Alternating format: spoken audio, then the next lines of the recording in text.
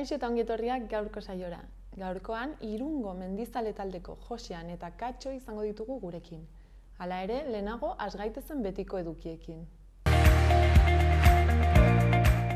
Ikusitzagun gaurko efemerideak. 1830ko abenduaren 17an Simon Bolivar zendu zen. Gainera, abenduaren 17an ere, baina 1969an Ameriketako Estatu Batuetan Project Blue Book edo liburu urdina proiektua itxi zuten. Bestalde, gaurko egunez baina 1987an Marguerite Yourcenar jatorri belgikarreko eleberri idazle frantziarra hil zen, eta 2 urte beranduago, 89an, Simpsondarrak seriaren lehen kapitulua emititu zuten Fox katean. Goazen orain gaurko lerroburuekin.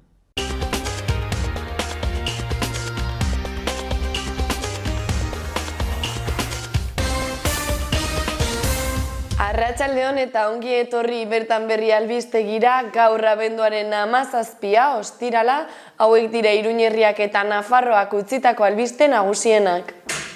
121 errepide nazionala 2,1 bide bihurtzeko lanak hasi dira Oronoz Mugairitik Zunbilaraino 21 milioi euroko inbertsioarekin. Haurreskoletako gurasoak, langileak eta Iruñako euskalgintzak deituta Iruñako haurreskoletan euskarazko murgiltzea defendatzeko mobilizazioa egin dute Iruñan. Nafarroko 115 udalerri jasoko dituzte uniko 2021 laguntzak abiadura oso handiko banda zabaleko sareak edatzeko.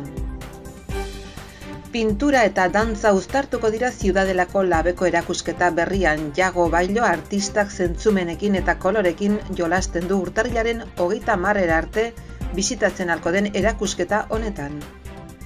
Osasun departamentoa koronavirusaren aurkako gomendioak indartu ditu Eguberrietarako udalerri eta sektorekin koordinatuta. Aurkeztu dute Korrika 22. edizioko abestia.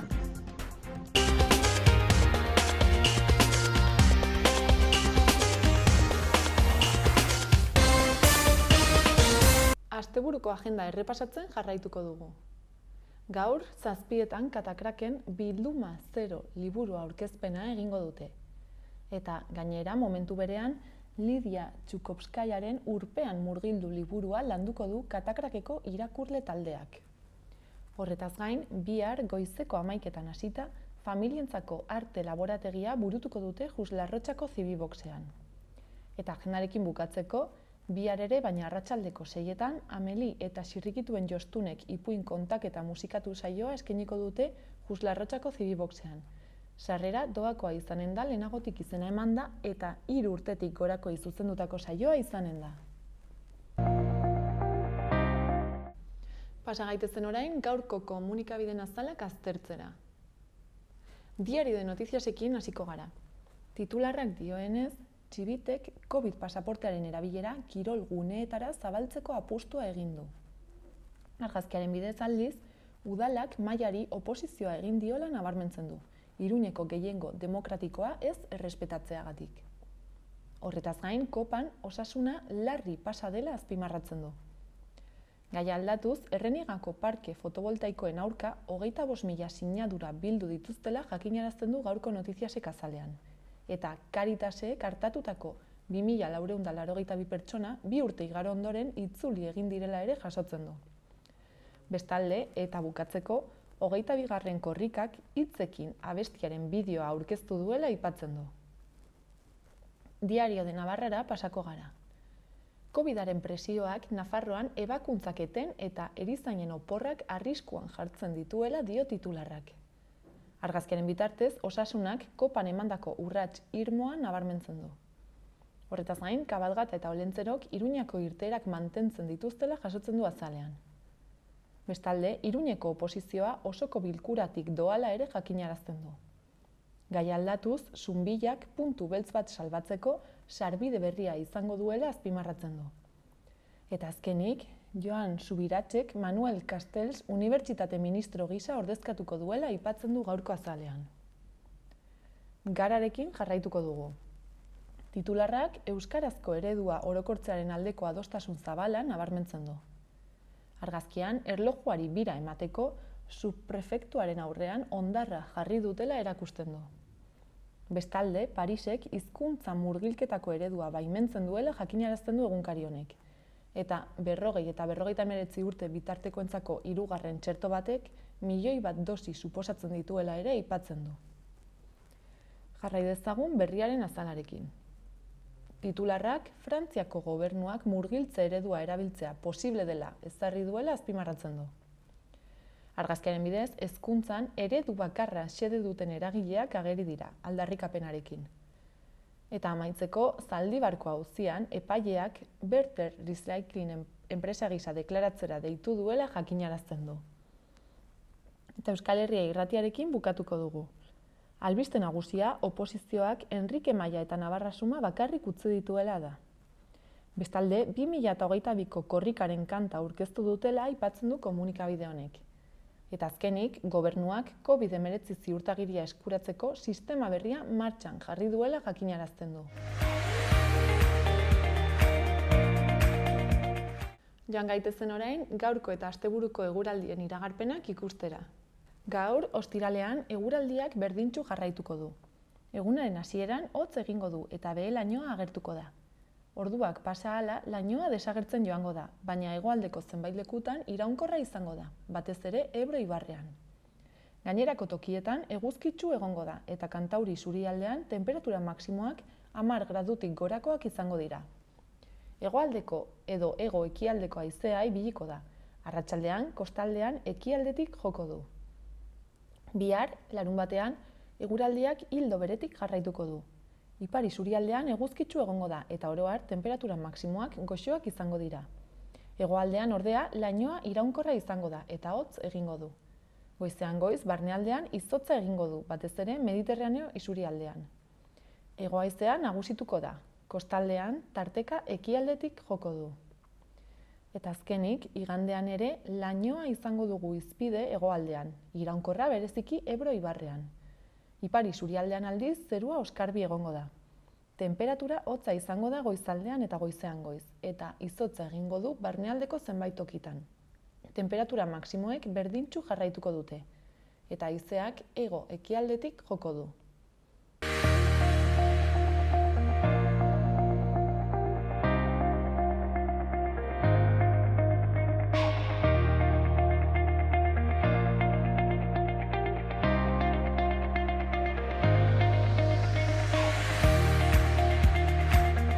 Orain, Irungo mendizale taldeko Josean eta Katxo ditugu hemen gurekin platoan. Kaixo, bikote? Kaixo, egunon. Kaixo, egunon. Zoma duz? Hementxe, ondo, esan beharko dugu. Bueno, ja zabitzate 2022ko ez, mendi bilaldiak edo irtera kantolatzen, eta zer aurkeztuko duzue? Bueno, hasi da plana Bortziriko itzuli bat prestatu duguna. Eta, bueno, pixka eta aurkeztu gutxi gora beraz, ze modura izango den egiteko. Eta nola bururatu zitzaizuen itzuli hau egitea? Ba, pixka bat, hildoa dator gure beratarrak, berako lagunak inzuten orain 2 urte direla inguru, ibilaldi hau.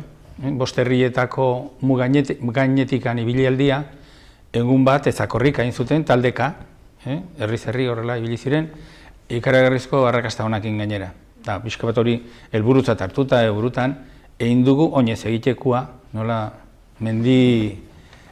mendian ibiltzeko talde bat garen, oinez egitekoa hori da. 5 herrietako muga gainetik ibilaldi bat, orokorrez mugetatik ibilita, baina herriz nola gabiltzan, txango bakotxa edo tapa bakotxa, geldialdi bat izango du herri bakotxa. 5 herritan, 5 behintzat, 5 geldialdi, eta gure helburua da, erabat, nola ibiliko garen inguru horietan, eta pixko bat, mendi talde bat garen ezkero, mendizaletasun hori goraipatu, eta pixko bat, gure gaurko gazia dena futbolistak, futbolista zale bai dire, pixko mendizaletasuna gora ekarri. Orduan, 5 etapa izango dira, ala zenbat etapa? 8. Ba, 5 hortziri, baina 8 etapa. 8 etapetan. Bai, erdi batzutan errepikatzen dugu pixkat. Gero, autobusen arabera eta gero lotzeko pixkat, ze distantzia gutxi gura, gero, ez motzegi gelditzeko eta ez luzegi. Tarte bat bilatu behar da, zeren, gero, ibiltzeka gutxi gora ebra, saiatzen gehan 20 kilometro bat egiten Egunean. irtera bakoitzak, nahi. Vale. Eta lotura horren arabera, jolasten dugu pixka nola egin dena. Bai. Eta, bueno, aipatu dugu ez, 8 etapa izanen direla, 20 kilometro gutxi gora bera, ez bakoitzak? Eta ze izango dira goizez, edo ze ordutegitan, eta ze izango da asteburutan, edo nola Ba, asteburutan. Bueno, da euskagu horrez, izanen die, bueno, hasieran, hilabetean, bueno, urtarrila eta uztailean, bi etapa hilabete bakoitza. Bueno, esplikatu gutxi gora pixkat igual ze etapa dien, osea, bueno, hasierako emango diogu zehazte Endarratzatik. Endarratza da, bueno, muga da, Erreka Bidasoren muga, eta hor lotzen du alde batetik, bueno, bera, Biriatukin, iparraldeko herriak, eta, bueno, eta Irunekin, osea, berak muga oso txikia dauka, izan hori 200 metro batola gehienez, eta hori, Erreka herriak. Eta hortik hasiko geha, mugarri guztiak, lehendabiziko mugarra iparraldekin lotzen dutenak, eta hortik jungo geha zeharaino, Ibardineraino. Eta Ibardinen, bueno, hasiko geha lehendabiziko mugarrin eta 13 garrien bukatuko dugu. Eta horren jarritzen dugu Ibardinen momentuz, etapa bakoitza nola banatu behar dut pixkat, eta sartzen dira beraldera. Eta etapa hori bukatuko du beran. Etapa hori gutxi gora bera da etapa bat dituko da 13 eta piko kilometro. Eta hori izango da lehendabizikoa urtarrian 8an, hasiko da. Gero ja, bigarren etapan hasiko geha Ibardinetik, autobus igoko eta Ibardineraino, eta hortik sartuko geha pixkat, iparralde mugaz mantendu, eta etapa horretan pasatuko geha Lagunetik, handik Lizuñara jitsi, eta nola da etapa nahiko gora bera, ematen dugu aukera bat, zeme jendea espadu nahi luzera sobera egin, hor gelditzizko, eta horre ingo neke etapa horretan gelditu zen 13,2. Baina ematen dugu aukera luzea berriro beraraino joateko. Eta horren etapa hori izango zen, 18 eta 19 kilometro eskaz. Hori izango zen bigarren etapa, ja hirugarrena, atziko ginen Lizuñagatik, eta jungo ginen Etxalarko aldera Lizaieta eta ja Zararen mugatan. Eta hori gero hortikan bukatuko, iritsiko gineak iparraldekin mugatzen diren 56 garren mugraino, eta nigan sartuko gineak berriro Etxalarrera eta bukaera mateko Etxalarrera. Pixko bat. Ikusten duzunez, nahiz da, 5 herri izan, 8 etapa, edo 8 txango. Baina, hor badago logistika modu bat, herri bakotxakin, horregatik horretan da, erabat pixka bat guk ere, gure gugua ere, bertako herriko jenderekin edo mendizaleekin harremana egiteko eta barkatu guen segizen. Eta egun autobusare lotzeko, segun ze puntotan, edo sintokira ezin da. Guztiak zaiatu geha egiten, alden mugati juten, baina beti bidazkaren bat gutxinez bilatzen. Mendizearka ez da jungo edozin modura. Jende, jotentzako puru bandi batekin, normalien ibiltzen gara, 50-50 personakin, eta pizkat ibili behar gara, hori kontutan eukit behar dugu. Gero ja, laugarren etapa izango zen, Etxarratik pizkat Urtzumiatza du izena, eta kasko bat ez da, Zugarramurdiko bidean dago hori. Eta hortik izango irtera hori, eta pasatuz eskoligin barna, eta sartuko gineak gero Bidasoa aldera bilatzen muga, Zumbila eta Iantzikin, eta bukatuko nuke hor Berrizaunen. Hori izango zen laugarrena, gero 5garrena Berrizaunetik, Berrizaun da, zenbetzu... Igantzi eta Arantzako tarte bat da. Igantziko benta. Eta aipatu duna, Iskolegiko palazioa edo da, nola da, mugairen dagon toki famatua, Señorio de Bertiz. Eta Señorio de Bertizen lehengo nagusia horkua, Pedro de Zigar, zeukan ikagarrizko palazio handi bat, gainean, Iskolegi esaten zio, Iskolegi palazioa edo, hortika pasatzen da muga. Segi. Eta hori dutzen dugu, eta hortikan bukatuko nuke zan dugun leheno Berrizaunen. Urrengo etapa izango zen Berrizaunetik hasita, Egingo unak muga jarrituz zumbiloekin, eta gero sartuko momentu batien sartzen gara San Juan Xarrera. San Juan Xarrera famatua, bere garaian oso famatu izan da herriko ingurutan, Ama Virginia eta ez dakit. Batute, bere historio bat dauka... San Juan Batista. Eta ez, historia da inguruko jendiak edo erropa uretan gaixo baldin mazinen, eri edo zerbait, hango uretan iturrian garbitu nien baldin mazinen, zure erropa batan utzi, ez zian antzen editzen zen, eta gero sendatu iten zinen. Bidarraien olako gauz bat, hori dira, lehizazuluak, bidarraien dago antzeako bat. Eta Ama Virginia edo Kristo eta nola da, lehize barruan dagoen, eta bietan gauza bera da, dire, estagatita edo estalagmita olako bat, iruditzat hori hartuta, erligiotasunez beteta, eta kontua da, biek sendaleku ziren. Eta arropak usten ziren, eta joaten baldin, lehen ez bino, ni txikitan nintzela, gorazien naiz erropa asko agoten zela, zapizki xuriak eta bidarraien historio berbera dago.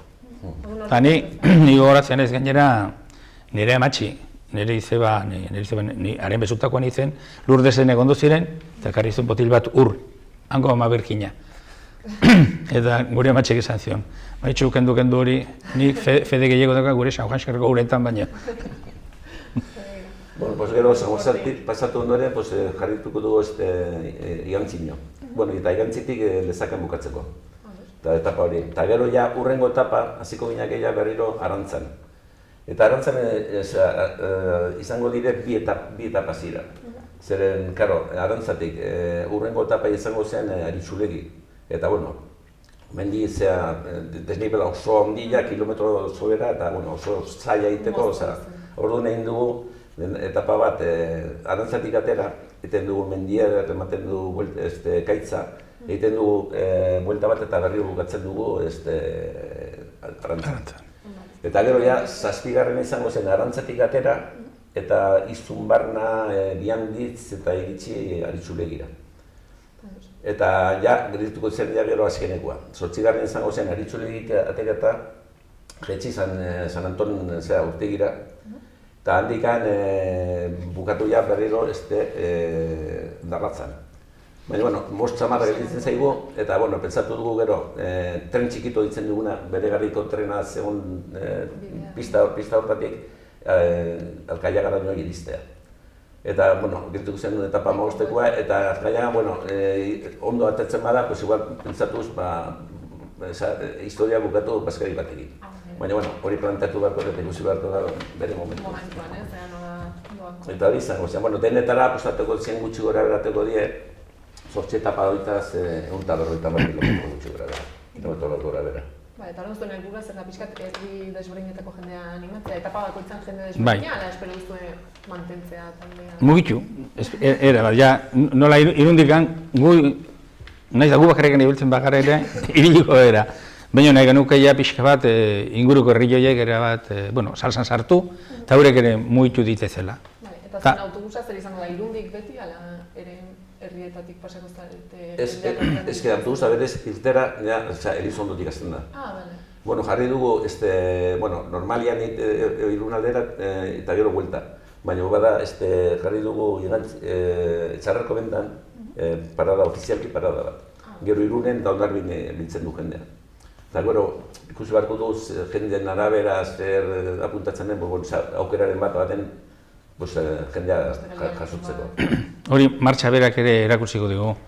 Hori puntu hori, katxok esaten duen hori, izango litzateke, puntu bat, herrietako jendea hor hurbil dago, herri guztietatik tankotxekan utzi, eta gure autobusara etorri. Gero hortikan aurrera zenbat jende gehiago egon, edo logistika hori, beste, gure Felixek, hemen beste lagun bat ekarri dugu, hemen aurrian ez daukaguna, eta salsa horietan ibiltzen dena, eta bi autobus behar balirak, edo gure ametsetan, hori oso amesa ondila da. Logistika guregan geldituko zen. Eta orduan jendeak iztena eman nahi baduzen, hori da. zuekin harmanetan jarri? Bai, guk nahi gunuke bintzat, guk web bat, horri bat interneten badaukagu, eta oso erraz da izen ematea, eta guk izen horiek hartuta hobekio. Logistika hori muntatzeko, hori da, hasieratik gaine izango dugu. Gero, pixka bat zuen laguntza. Bueno, ez dakit nola egiten dezuen guk, aste honetan, igual zuen laguntza bakarrikan, jakinarazteko jendiai, zeintokitik ateriko garen, txangoan hondikan nora, irteera puntua eta bukaera puntua. Egin dugu kartela bat, eta bueno, hemen ikusten da, horriaren, bidea eta hori dena. Irungo mendizaleak, Zuek, eta primeran. Orduan ere, aipatu duzu ez, gustatuko litzaizukoela, jende gaztean... Bai, animatzen den. Ta lehengo talde edo klub xarroiek ez dezatela hiltzen utzi. Eta zer egin behar da gazteak animatzeko? Zein behar duzu ez dakit, nahiko lan. Euden kabuz joten die, normalian gaztiak ardugun. Bueno, baina ez, taldeka joan da, imaginatzen dut zuek ere, bide gehiago jakingo dituzuela, eta gehiago kontrolatuko duzuela.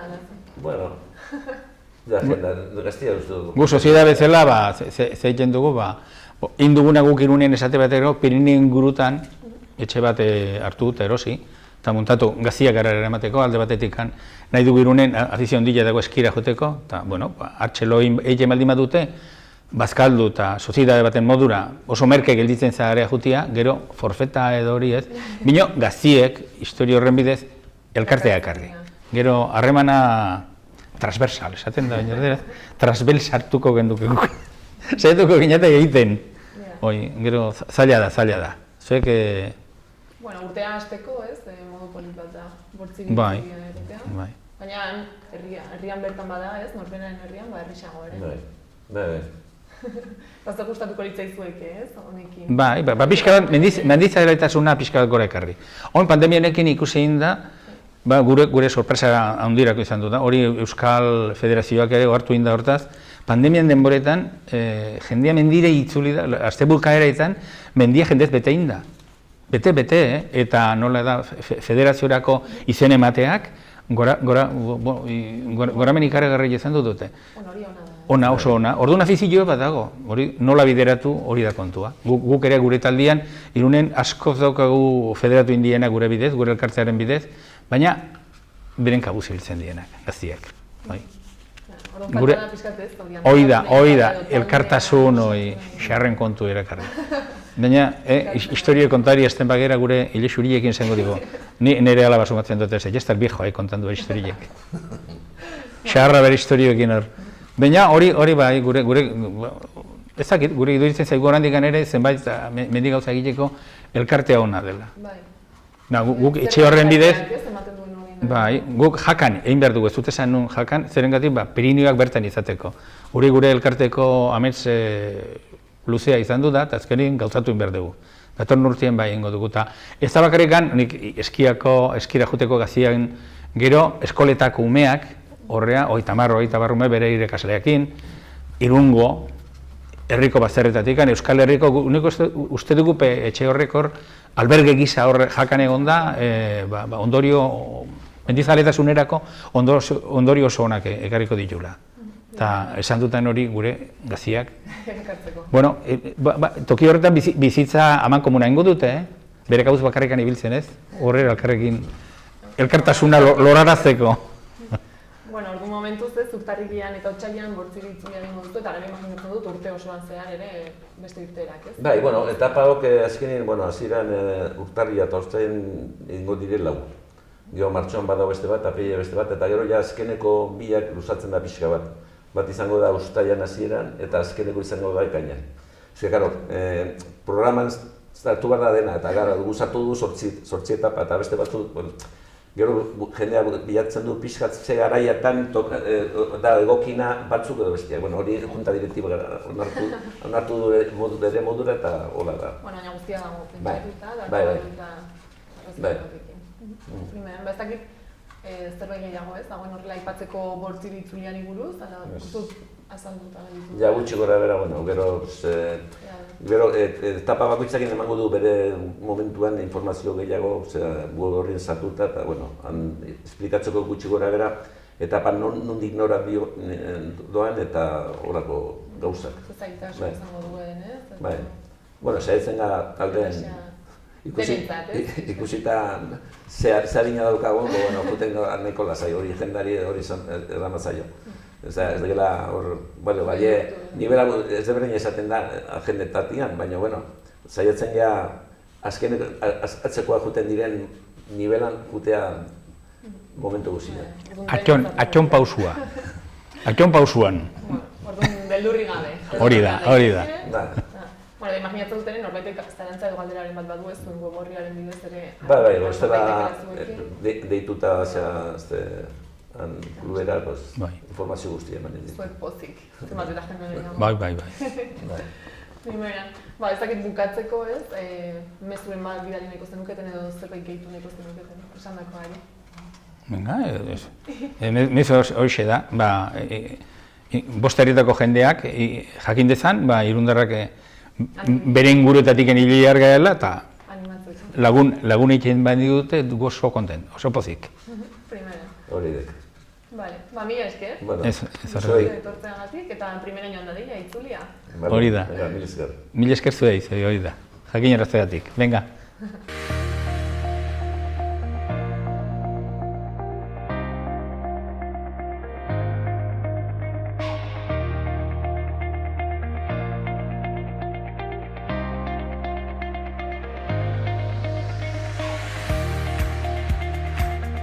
Udalerrietako albistetara pasako gara. Atarrabian, txikunk eta biodantza ikastaro berria antolatu dute emakumentzako goizez eta arratsaldez. Izen emateak abenduaren 29 arte egonen dira zabalik telefonoz eta 20 euroko prezioa izanen dute. Datak eta ordutegiak kontsultatzeko udalaren webgunera jo daiteke. Bestalde, Atarrabiako guraso eskolan izen emateko epea ere zabalik daia da, abenduaren 23 arte 012 telefonoaren bitartez eta 10 euro ordainduta. Gurasoen eskola gogo eta egiteko, ikasteko, partekatzeko eta laguntza emateko gunea da. Bi talde desberdinduko dira, bata 3 eta 6 urte bitarteko haurrak dituztenentzako eta bestea 7 eta 11 urte bitarteko seme-alabak dituztenentzat. Jarduera hau ostegunetan burutuko da kulturetxean, arratsaldeko 5-etatik 6 eta taldeak txandakatuz joango dira, hau da, aste bakoitzean talde bat elkartuko da. Hala ere, data konkretuak udalaren webgunean ikus daitezke. Gaia aldatuz eta eguberrietara begira, gazteri eta kirolarloak jarduerak antolatu ditu 12 eta 15 urte bitarteko gazteentzat. Abenduaren 23, 28, 30 eta urtarrilaren 4ean, zumba tailerra, TBC, indoor zikloa eta kardio boxa eginen dituzte arratsaldeko 6-etatik 7 martiketeko kirol instalazioetan. Bestalde, abenduaren 27, 29 eta urtarrilak 3 eta 4ean, eskalada astapen tailerrak egingo dira 7-etatik 8 16 eta 29 urte bitarteko gazteentzat. Jarduera honetarako erroldatuek 10 euro ordaindu beharko dituzte eta erroldatu gabeek 20.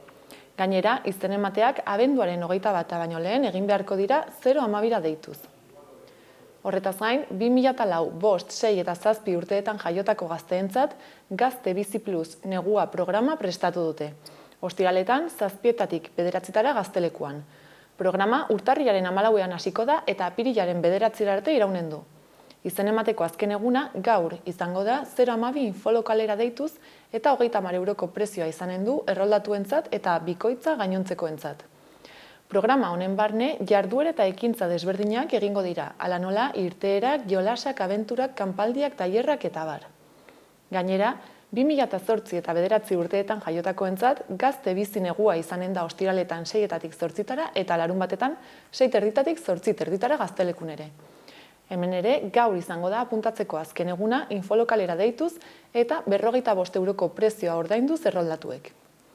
Gabonetan, gazte aisia bonoak ere egongo dira 12 eta 17 urte bitarteko gazteentzat. Abenduaren 27an Rokopolisera irteera eginen dute. Abenduaren 29an Nafarroako museora eta Aldezarrera. Urtarrilaren 3an Eureka Zientzia Museora eta 7an Iratia Bodira. Izen emateak abenduaren 21 arte egin daitezke telefonoz eta erroldatuek 35 euro ordaindu beharko dituzte. Eta horretaz gain, urtarrilaren 4ean Backflip Nafarroara joateko aukera egongo da 8 euro ordainduta. Eta Atarrabiarekin bukatzeko, asteburuko agendari dagokionez, bihar arratsaldeko 5etan Ernest eta Celestin filma ikusteko aukera izango dute aurrek kulturetxean euro bateko sarreraren truk. Eta igandean, kulturetxean ere, baina 8-etatik aurrera, Gabonetako kontzertua izanen da 4 euroko sarrerarekin. Keinu bat zentzumenei koloretako dantza bat. Horrela, definitu daiteke Ziudadelako labeko erakusketa berria. Koreografia edo dantza deskribatzeko artea izenburupean, Iago Bailo artistak bere obraren bidez uztartu nahi izan ditu dantza eta pintura, kontenplazioa eta ekintza, estatikotasuna eta performantza. Erakusketak paperezko mihesi gaineko 3 pieza handi ditu, horietako bakoitza 10 metro luze eta 2 metroko zabalerakoa, ballet dantzari baten oinen laguntzarekin margotutakoak. Erakusketa, obren making ofaren bideo baten proiekzioak osatzen du, non artistak eta dantzariak sorkuntzei forma emateko batera egindako lana ikusten baita. Mihisearen eta proiekzioaren uztarketa horrek erakusketa performancearen, zinemaren eta pinturaren nahasketa bihurtzen du, eta horriei esker ikusleak sormen prozesua ulertu eta hartaz gozatuko du ohikoa ez dena. Proiektzioan ere, dantzaren mugimenduen zehaztasuna ikusten da. Dantzariak gorputza guztiz kontrolatzen du eta aldi berean pintura bihurtzen du.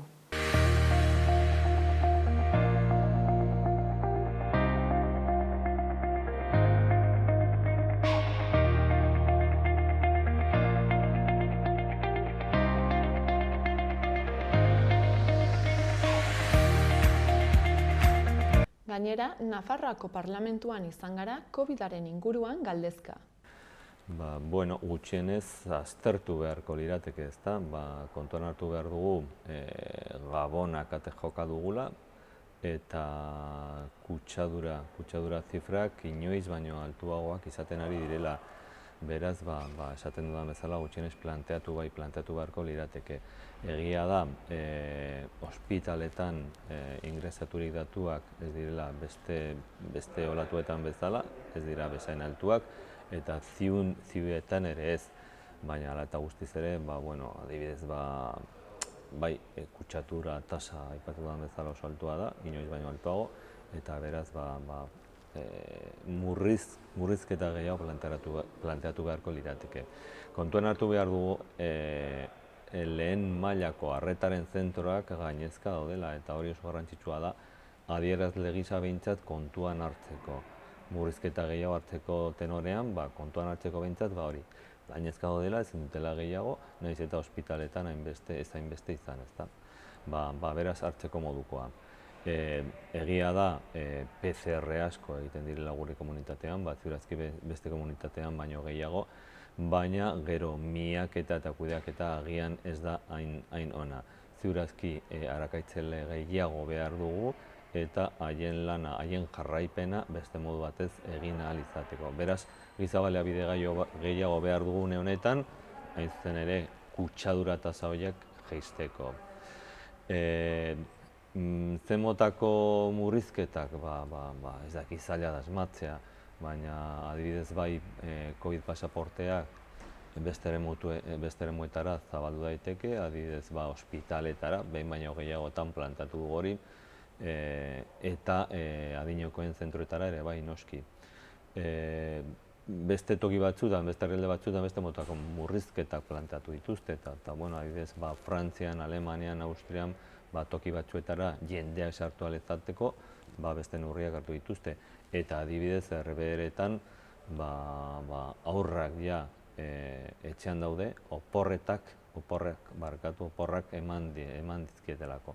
Beraz, zaila asmatzea esaten dudan bezala, baina hori kontuan hartu behar dugu, zein nola dauden lehen mailako arretaren zentroak, zein tasa kutsadura ditugu, eta beraz gutxienez aztertzeko bai. Guk Euskal Herria Bildu Nafarroan uste dugu azkenean hartu beharreko neurriak profesionalek eta osasungintzan adituak daudenek erabaki behar dituztela. Hortaz, gerikokoa da nola pandemia hau inork ez genuen espero eta nola aurre ikusten batzuk ez diren bete, zuzen ere gogoratu beharko dugu, nola adierazi zen 170ko txertaketarekin, nola baiteko pandemianen arazoa konpontzeke, egon zela, hurbiltasun batera ailegatuko ginela, baina agerikoa da, esfortzu gehiago egin behar direla pandemia honi aurre egiteko. Hortaz hartu beharreko neurriak uste dugu beti ere oinarri zientifikoa izan behar dutela, eta hau esan da, guk uste dugu baita ere azterketu behar dugula gure sistema, gure osasun sistema, behar hain indartsua den, eta guk uste dugu agerian gelditu dela ahultasun bat lehendabiziko harrera edo harrera primarioan, atención primaria delako horretan, ez zuzen ere arazo pila egoten ari direlakoz, eta horrek eraman behar gaitu hain zuzen ere gure osasun estrukturak indartzera, estruktura publikoak, eta horregatik guk neurriak kokatzaldera hortzeko kokatuko genituzke beti ere, jendarteari kontu izatea eskatuta, baina baita ere administrazio publikoek hausnarketa hori egin behar dutela uste dugu, eta da atentzio primarioa indartu behar dela ezinbestekoa delakoz. Argi dago ziurra dela Europako sendagaiaren agentziak bermatzen duelako txerto hori, eta gainera aldez aurretik milaka froga egin direlako, ezta? Beraz alde horretatik ez dago batere arazorik. Bai egia da, kasu gehienetan COVID-a ez dela oso arriskutsua haur gehienentzat, eta beraz beraientzat txertoak ez dauka abantaila handiak, baina bai berriz komunitatearen aldetik. Esan dut, adibidez, birusa hortik mugitzeko maila jaisteko behintzat lagungarria izan daiteke. Ere bai, senideak kutsatzeko arriskua jaisteko edo murrizteko ere bai, esan dut zera, bai gurasoak, bai aitona amonak, eta baita ere, adibidez, geletan, eskoletan, institutuetan maila horiek jaisteko ere, lagungarria izan daiteke. Beraz, ez agian hain lagungarria berez beraientzat, baina bai komunitatearentzat. Eta beste aldetik ere kontuan hartu behar dugu, aur batzuk ezin dutela, arrazoi ezberdinengatik aur ume batzuk ezin dutela txertoa jaso, eta beraz, jaso aldutenek behintzat, hori egiten badute, lagungarria izan daiteke ere beste horientzat. Aurren txertaketa egia da aurrek txerto pilo jasen dituztela, eta zientifikoek eta osasunean adituek ezaten badute txerto hori bere biziko garrantzia izaten alduela, pandemia eta COVID-a hor baztertzeko, hortan kokatu beharko dugu baita ere esperantza, eta espero dugu txertaketa prozesu hau ahalik eta hobekien egitea, gaur bertan hasiko da, baita Faian eta iparralden baita ere, eta espero dugu txertaketa hori ahalik eta laizterren eta modu hobekien egitea, izuzen ere, kontutan agerian gelditzen ari delakoz nola kontagioak hor adin horietan hainbat eta hainbat kokatzen direla. Eta txertaketa honekin bide horri oztopo bat jartzeko aukera ezin hobea dela esaten dute, zientzilariak eta osasunean adituak daudenek, eta horregatik guk eskatzen diogunan Nafarroa Gobernuari da ahalik eta modu hobekien txertaketa prozesu hori abiatzea. Zaila da jakitea zergatik, eta esateko zientzilariek hipotesi ezberdinak aztertu dituzte, baina batek ere ez du esaten zergatik gertatzen ari dena. Ez dago bat ere argi. Baditu baldintza batzuk, baina beste toki batzutan ere halakoak dituzte. Adibidez, hemengo klima, hotza, ezetasuna,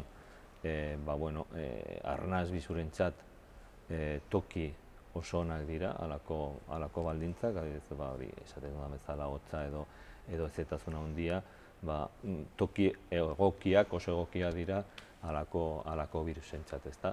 Horrexegatik gure zonaldean beti normalean izaten dira katarro edo gripe gehiago beste tokietan konparatuta.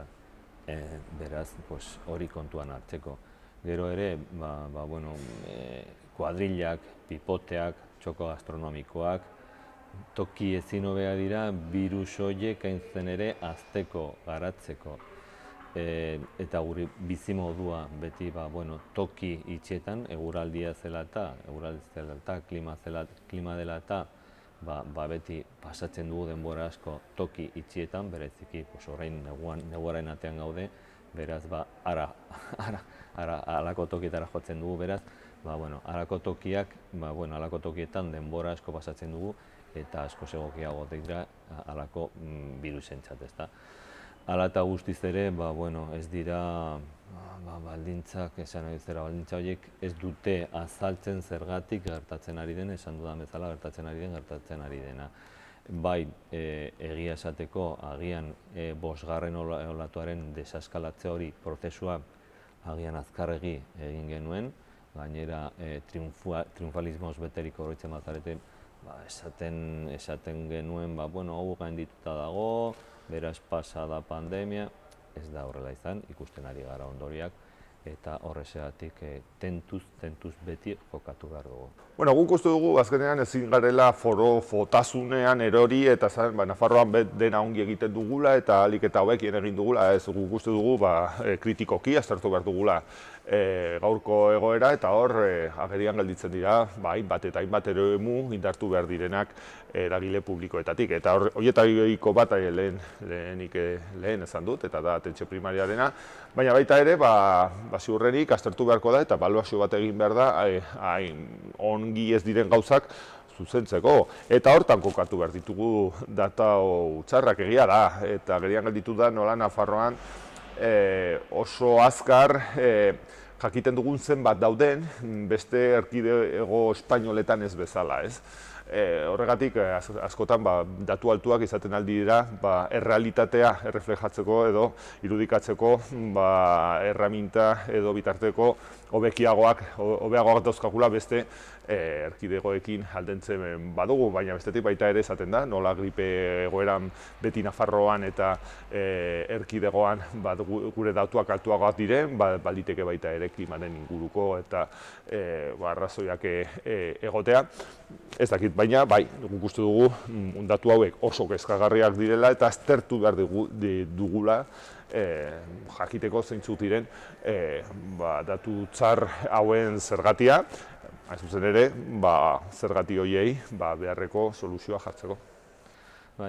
Atzo hasi ginen aurrekontuen enmendakinen eztabaidekin. Aste osoan zehar jarraituko dugu haiekin eta datorren asteko ostegunaren osoko bilkuran hain zuzen ere bukatuko dugu. Hor izango da azken eztabaida eta bozketa. Beraz horrekin onartuko dira, nik uste dut oso garrantzitsua dela, oso garrantzitsuak direla, hain zuzen ere gure komunitateari estabilitatea emateko eta bereziki azpimarratzeko zazpigarrenez jarraian alderdi ezberdinen arteko negoziazioari esker adostasuna lortu dugula akordio horretara ailegatzeko eta aurrekontuak aurrera eramateko. Aste honetan komisioan hasi gara aurrekontuen eztabaida eta aurrekontuetan hainbat eta hainbat emendakin ari dira eztabaidatzen, onartzen ere, hor Euskal Herria Bildu Nafarroaren jarrera agerikoa da eta da guk ez gaude gobernuan, baina gure esku dago aurrekontuak aurrera ateratzea edo ez ateratzea eta gure esku dago baita ere gure ekimena jendartearen ongizaterako bideratzea eta gure ekimen parlamentario eta politikoa hain zuzen ere jendartearen eskubideen eta egoeraren hobetze aldera jartzea. Eta hortan, hainbat emendakin adostu ditugu, Nafarroko gobernuko kideekin, bai Gero Bairekin, bai Podemos aldugurekin, baita ere Alderdi Sozialistarekin eta Ezker Batuarekin. Eta horrek eramango gaitu abstentzio batera, non azkenean aurrekontuak aurrera aterako diren, eta uste dugu garrantzitsua dela aurrekontu horiek aurrera ateratzea, hain zuzen ere, Nafarroak behar dituen inbertsio asko zehazten direlako, osasungintzan, nik uste dut adibide oso adierazgarri bat dela, hor, atentzio primariarako hainbat eta hainbat errekurtso bideratu dugu EH Bilduren ekimenen bitartez, baina baita ere Nafarroa osoaren egituratze prozesu horretan, baita ere udalei beharreko errekurtsoak emanez, baita kultura arloari beharreko garrantzia emanez, hainbat eta hainbat arlotan, Euskal Herria Bilduk egin duen ekarpena, espero dugu datorren urtean, eragin zuzena izatea jendartearen ongizatean eta horregatik aste honetako lan parlamentarioaren gairik ez azpimagarriena zuzen ere aurrekontuak dira.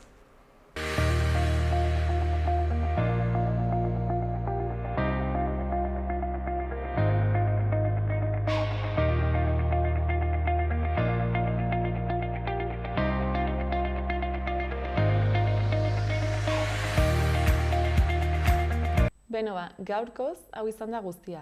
Orain, saioarekin bukatzeko korrikaren bideokliparekin utziko zaituztegu.